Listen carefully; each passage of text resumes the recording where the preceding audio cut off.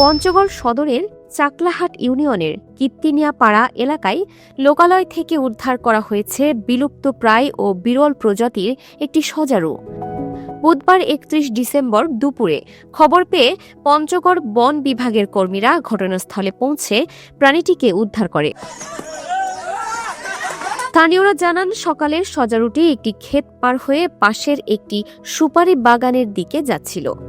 এ সময় কয়েকজন গ্রামবাসী সেটিকে দেখতে পেয়ে ধরার চেষ্টা করলে ভয়ে সজারুটি পাশের একটি পুকুরে ঝাঁপ দেয়।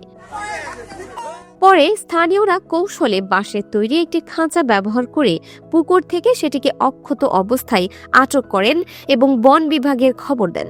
উদ্ধারকৃত সজারুটির দৈর্ঘ্য প্রায় ১.৫ ফুট এবং ওজন আনুমানিক ৮ কেজি।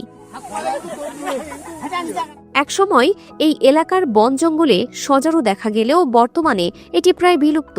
এইটা জিনিস সকালবেলা আমাদের এলাকায় ঢুকেছে, ছেলেবেলা দেখছে, আমরা সবাই মিলি দেখি পিটি আমাদের পুকুরের পাশে ধরে ফেলেছি। এখানে অনেক লোক ছিল, ছেলেবেলা সবাই মিলি ধরে ফেলেছি এটাকে। এটা আমরা চিনি না, যে নাম বলে সেদার নাকি আমরা তো জানি না। আমাদের পাশ থেকে এই একটা প্রাণী আসছিল রাস্তার পাশ থেকে, তখন আমরা সবাই মিলে ধরছিলাম। পুকুরের নাম ছিল, আমরা সবাই মিলে এখানে এটা ধরছিলাম। আমি কোনোদিন এগুলো দেখি নাই, আজকে নতুন দেখলাম, দেখে ভালো লাগলো। বিরল এই প্রাণী আটকের খবর ছড়িয়ে পড়লে এক নজর দেখার জন্য আশেপাশের এলাকা থেকে শত শত নারী, পুরুষ ও শিশু ভিড় জমায়। বন বিভাগের কর্মীরা সজারুটিকে উদ্ধার করে আপাতত নিরাপদ হেফাজতের জন্য তেঁতুলিয়া ইকো পার্কে নিয়ে গেছেন। যদিও এ বিষয়ে বন বিভাগের কোনো কর্মকর্তা ক্যামেরার সামনে কথা বলতে রাজি হননি।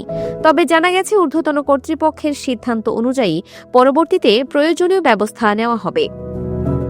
Multimedia desk, Dinajpur TV.